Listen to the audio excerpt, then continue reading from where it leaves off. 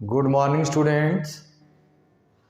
आज हम लोग एक्टिव टू पैसिव वॉइस में प्रेजेंट कॉन्टिन्यूअस टेंस पढ़ा जाएगा। पिछले वीडियो में हम लोग प्रेजेंट इंडेफिनिट टेंस पढ़े थे। Students, TGT, PGT, SSC, CGL, UP TET, CTET etcetera जो भी एग्ज़ाम्स हैं उसमें एक्टिव टू पैसिव वॉइस से क्वेश्चन ज़रूर आता है।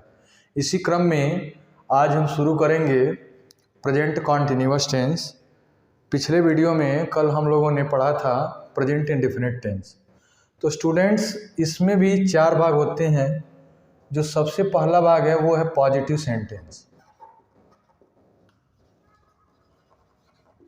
स्टूडेंट्स, पॉजिटिव सेंटेंस में हम आपसे बताए थे कि जो भी एक्टिव वॉइस का रूल होता है वो ट्रांसलेशन का होता है और पैसिव वॉइस एक्टिव वॉइस का ठीक विपरीत होता है।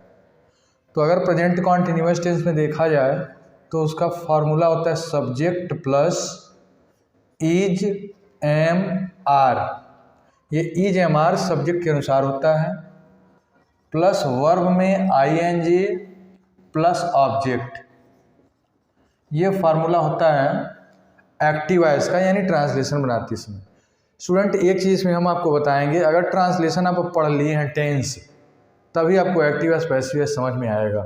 अगर ट्रांसलेशन आपने अभी तक नहीं पढ़ा है तो मेरे पिछले सभी वीडियोज में जाइए, वहाँ मैंने A to Z सारे ट्रांसलेशंस पढ़ाए हुए हैं। स्टूडेंट्स, जब पैसिव वॉइस लिखेंगे तो इसमें फार्मूला में सब विपरीत हो जाता है, एकदम अपोजिट। ऑब्जेक्ट आ जाएगा, पहले लिखेंगे ऑब्जेक्ट। यहाँ सब्जेक्ट के अनुसार इज एम आर लिखा गया है, यहाँ ऑब्जेक्ट के अनुसार होगा is am are. Students, verb में आईएनजी को जब खत्म किया जाता है पैसिव में तो इसमें बीइंग हो जाता है, BEING बीइंग। और मैंने बताया था कल कि पूरे एक्टिव से पैसिव वॉइस में वर्ब का थर्ड फॉर्म यूज करते हैं। इसके बाद बाय और बाय के बाद सब्जेक्ट। ये हो गया फॉर्मूला पॉजिटिव सेंटेंस का। स्टूडेंट्स, हम एग्जाम्पल इसमें बता रहे हैं। जैसे एक एग्जाम्पल है, she is helping me in English, यानी वह अंग्रेजी में मेरी सहायता कर रही है। मैंने आपको कल बताया था कि इन इंग्लिश कॉम्प्लीमेंट लास्ट में ये रहेगा, ऐसे, यानी शी इज हेल्पिंग मी हो जाएगा इसमें ऑब्जेक्ट। मी को पहले लाएंगे। मैंने इसमें फार्मूला बताया था एक्टिव से पैसिव में कैसे चेंज होता है। मी इधर आएगा स्टूडेंट्स तो हो जाएगा आई के साथ इज एम आर में से लगाते हैं एम, तो आई एम, और फिर बी में आई एन जी लगाएंगे बीइंग। हेल्प का थर्ड फॉर्म हो जाएगा helped, I am being helped by, और सी का होता है her, I am being helped by her, और लास्ट में इसको ऐसे लिख देंगे इन इंग्लिश, ENGLISH। स्टूडेंट, एक चीज़ मैंने और आपको बताया था, केवल एक्टिव से पैसिव वॉइस में रूप में परिवर्तन होता है, अर्थ में कोई परिवर्तन नहीं होता है। जैसे she is helping me in English, यानी वह अंग्रेजी में मेरी सहायता कर रही है। पैसिव वॉइस में अर्थ हो जाएगा मेरी सहायता उसके द्वारा अंग्रेजी में किया जा रहा है। स्टूडेंट, एक एग्जाम्पल और, एक्टिव और passive. They are doing hard work, they are doing hard work in examination, in examination.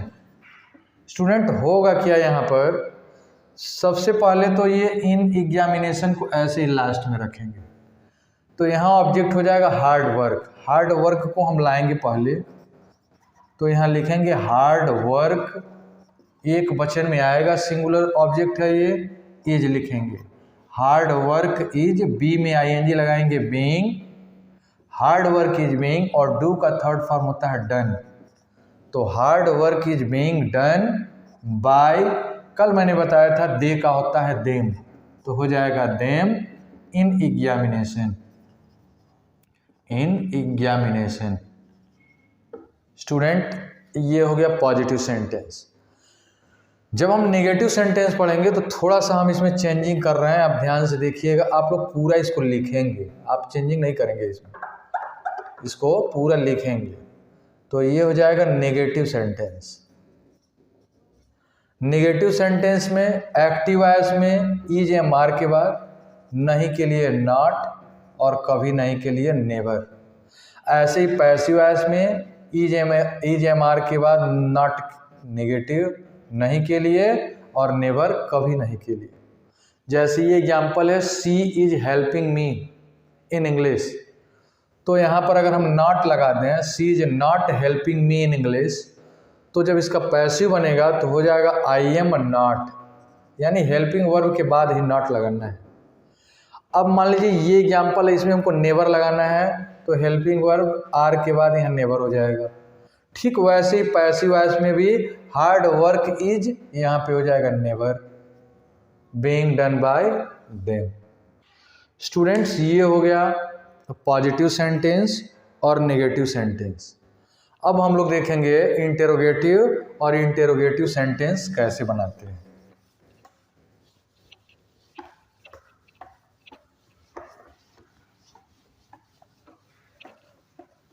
Students, अगर प्रेजेंट इंडेफिनिट टेंस का आपने वीडियो अगर अभी तक नहीं देखा है, जिसको कि मैंने कल पढ़ाया था एक्टिव वॉइस से पैसिव वॉइस, तो उसको आप जा कर के और देख सकते हैं।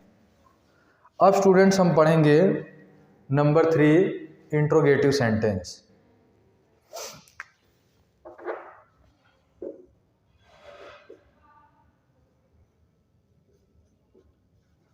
INTERROGATIVE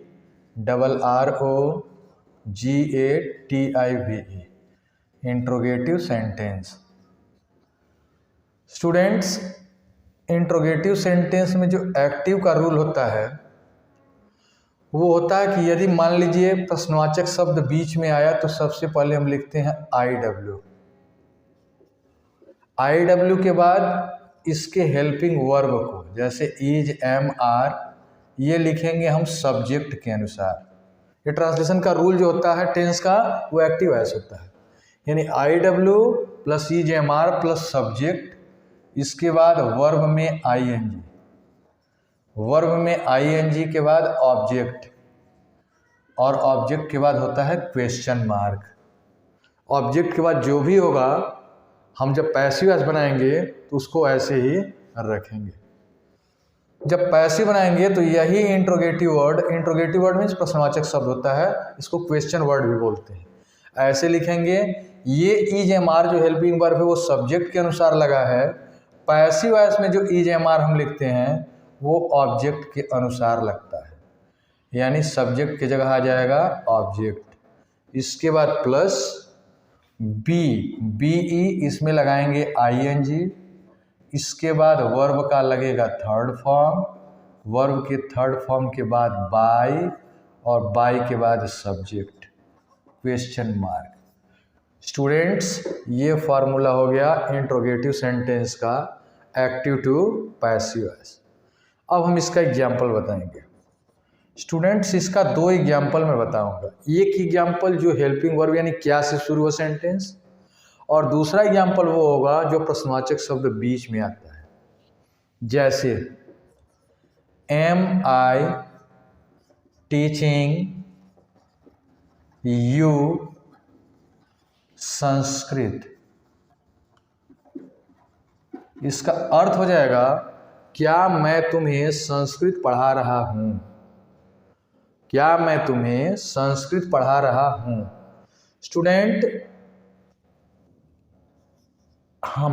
तुम पढ़े जा रहे हो, यानी संस्कृत बाद में रहेगा, तो एम आई के साथ लगा है। यू जब इधर आएगा तो यू ही रहता है, उसमें कोई चेंजिंग नहीं होता है, और यू के साथ हेल्पिंग वर्ब लगता है आर, तो हो जाएगा are you being, are you being, BEING, are you being.